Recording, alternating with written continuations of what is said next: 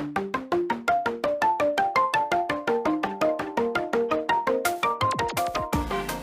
everybody, welcome to Workforce Gaming. I am Brad, here with Doug. Hey. Doug's journey through 3DS games after having just bought one brought him to Kirby Planet Robobot. Yes. So, Kirby is such a weird thing. Like, there is no consistency in Kirby other than the games are pretty good. Seems to be the only, thread through all Kirby games. Like, even more so than, Mario. Mario, I feel like you always at least have, a couple general things you can point to. Kirby, it's like, this time he's Yarn. This time it's a 3D adventure. This time it's 2D. This time, just... But I feel like they play around with him more than they do Mario. I feel like, I haven't... I think you've definitely played way more Kirby games than I have, but it feels like they're at least... Even if it turns out to be a 7 or an 8, to me that feels much better than a new Super Mario Brothers, which just feels like it's fine, it's good, it's fine. But I just feel like with Kirby, there's at least a heart behind it, I think, which at least makes it stand out. Always. There's always a hook. There's always a clearly we didn't just want to do Kirby again. We wanted to try and take some kind of creative stance with this. So I guess with looking at it's the same team too. It's the same team. Yeah, it's always HAL Laboratories, I think, is the team that does all of these. Yeah. So what is this one? Because I think that's kind of the neat and weird thing about Kirby is I couldn't tell. If you told me this Kirby game, I have no picture in my head until somebody starts explaining it.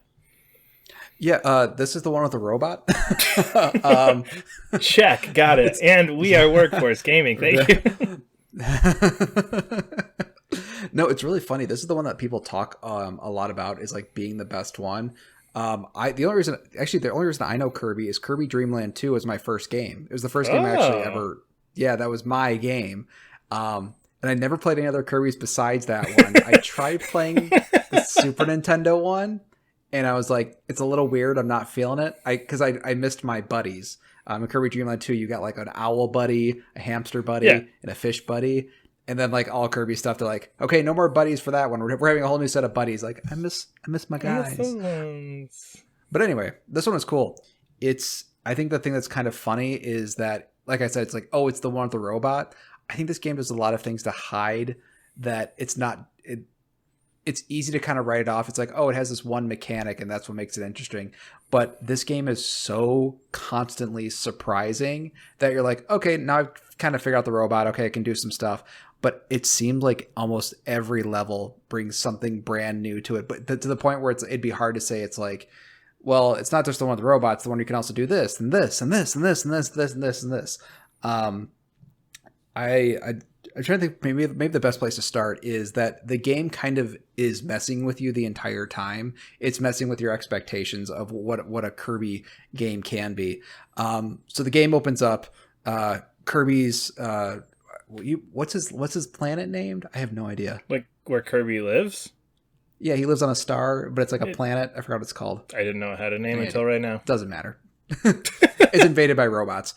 And what it does, it creates this very cool art style where it's everything. It's a standard Kirby looking place, but it's all got this very cool mechanical version of it. So the first time in every Kirby game starts with you fight the tree who sucks up apples and drops apples on you. In this one, it's a robotic version of the tree. And they kind of play on what you expect out of that boss battle. It's yes, it still has the mechanic where the apples fall down, but now it's doing all these other cool moves on top of it. Yes, you're playing kind of the standard first Kirby level, but at the end, here's a cool little twist that on it, which kind of changes your expectations for level. So it's kind of playing on the fact that it knows you've played Kirby games, it knows what you expect from the series as far as bosses, but here's a cool new twist on it.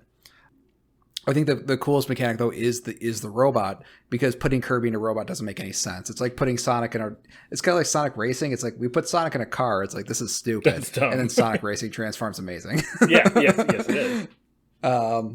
So how the mechanic works on sort of I guess a higher level is when you're playing a standard Kirby game, there's just these big enemies that you have to dodge, or there's for example, there's a hammer spinning around and around. It's okay, I gotta make sure I run past the hammer the right moment, and then I'll be safe. The thing that's fun about the robot is that it just smashes through all that stuff. So you'll be playing a level where you'll be being very careful to make sure I dodge these things. Okay, there's a really big guy. I don't want to. Okay, got to really strategize. And then later on the level, you'll get this robot thing and just demolish everything. So it's just really fun. It makes you feel super powerful every time you get it. Yeah. Is it like the mushroom in New Super Mario Bros. Where it's just like randomly spawns? Is it very like, is it strategically placed, or is it just kind of this random pops in? It's extremely deliberate. So I think because I actually also play New Super Mario Brothers, which I'll never talk about because I hate that game. But it's and New Super Mario Brothers too. I like the first one, but the second one, when you pick up like a mushroom, you just you go through the level and just destroy everything. Yeah. Like there's nothing to it. You destroy all the geometry. You basically just run through it. It acts like any other sort of invincibility thing. It looks cool. Whatever, it's fine. The thing that's cool about this one, though, is that you don't actually destroy the level geometry. You just destroy sort of, I'll say, some of the obstacles in your way. So it makes you feel powerful, but you still have to jump. You still have to, attack enemies. You still have to do certain things. So it's a much more active power-up, I guess is a better way of putting it, rather than they're just like, I can do whatever I want. It's like, no, you still got to make your jumps. You still got to do your attacks and all that. I think that's really fun with the robot is that every power-up that you get in a standard Kirby game acts totally different when you get the robot. So for example, if you pick up a guy, what's a standard Kirby enemy? There's a guy who kind of throws out like a boomerang. Yeah, that comes, and it comes back. But when you get that power-up, you shoot out these giant saw blades and you can hold out a chainsaw in front of you and like cut through wood and stuff. And there's another one where, for example, there's one where you like light up with electricity, but when you pick it up with a robot, you now get like 2 electrical arms that can be used like to pull switches and do like some like little electrical puzzles. So it's kind of neat because you have this expectation of just playing Kirby games. Like, I know how this power up works. You bring the robot and it's like, oh, actually it now works this way. And they do some neat things with how the robot transforms, where you'll pick up a power up and now the game just plays completely different. It's like, oh, I was just expecting it to power up, not to play a level that just plays entirely different. I guess I'll do like a light spoiler one. There's a character that you can pick up in most Kirby games that's like a little wheel. And when you pick it up, you could do this cool thing where you basically charge up like Sonic the Hedgehog and go off. When you pick it up with the robot, your robot turns into a car. And then you can just drive through the level, and you can go off ramps, and they do some cool stuff. Like there's levels that are just car based. And the first time that happens, you're like, oh, that's neat. And they do some other cool things with certain items as well, where the entire level is now based on this mechanic that you may not be used to. Yeah. So it was just neat because they constantly play with that. I think the game is also just really, really clever. Every level felt very different mechanically. Some of the cool 3D stuff they do is that, you have, how do you describe this? So think of like a standard 2D game, you're running left to right. With a 3D, they now have 2 layers of that you can sometimes hop between. Oh, okay. So like you'll be going in the foreground and then hop to the background. Something else did that. One of the Rayman games does that really, really well. Yeah, and I think there's Mutant Muds is another game I played that kind of played with that a little bit. But it's cool because there's some mechanics that kind of play between the two. Like if you're in the background and use this mechanic, you're hitting enemies in the front and vice versa. So you're doing a lot of cool things like hopping back and forth between those. You got all these new power-ups. It just felt like every level just felt really, really creative and a lot of just I don't know. I think it was just one of the few games I felt that while it was really easy, I was just so excited to get to the next thing. I feel like with a lot of easy games for me, I just get bored with them. Yeah. But I just felt like just what they kept introducing over and over again was so interesting. I think that's kind of one of the problems I have with the game is their bag of tricks kind of starts to slow down near the end. They don't have so many tricks.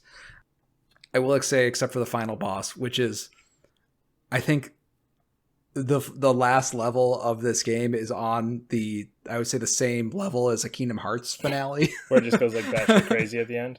Where it just goes absolutely batshit crazy. And it's just fun because I think it's kind of the expectation of Kirby games, but I think the way that this one goes batshit crazy, and how the story ratchets up and a lot of other things start ratcheting up, it's just I'm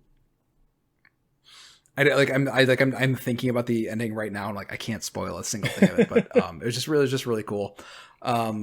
And I think some of the other fun things they do with saying they play on their expectations, they have a lot of bosses from previous games that kind of come on totally different ways. Like, oh, you'll fight Meta Knight, you'll fight the tree, you'll fight King DDD. The one thing I'd really liked is that there's a boss battle, spoilers, of just Kirby Dreamland bosses that are like holograms. So you fight in a single match every single boss you've ever fought in like the standard in the Game Boy games. Oh, that's cool. And since those are the only ones I played, I was like, oh, this is fun. But it's just a really, really high quality game. And I think it was one of the best games I've ever played, I think. And so when they announced the new Kirby game, it's just like, oh, this is actually going to be amazing. Perfect timing. Yeah. And I think they actually apologized for the Switch one, if I remember. They said, yeah, we're sorry about that one. So, which is why it had a ton of DLC as a result, because they were actually like not super thrilled about it. I did play it after the DLC came out, so yeah, it's not great. But no, it's just a really cool game. I highly recommend it if anybody's got it. And I think I just wasn't expecting that out of Kirby. I think you had brought up like No More Heroes as kind of like this game that kind of plays on expectations. I just wasn't expecting it out of Kirby to do that. Of all things, yeah. That's super cool. Nice. Yeah, 3D is amazing and it's gorgeous. Yeah, always adds to it. We are Workforce Gaming. Follow us on Twitter or Force Gaming and subscribe to us wherever you're listening. And we'll see you later. Bye.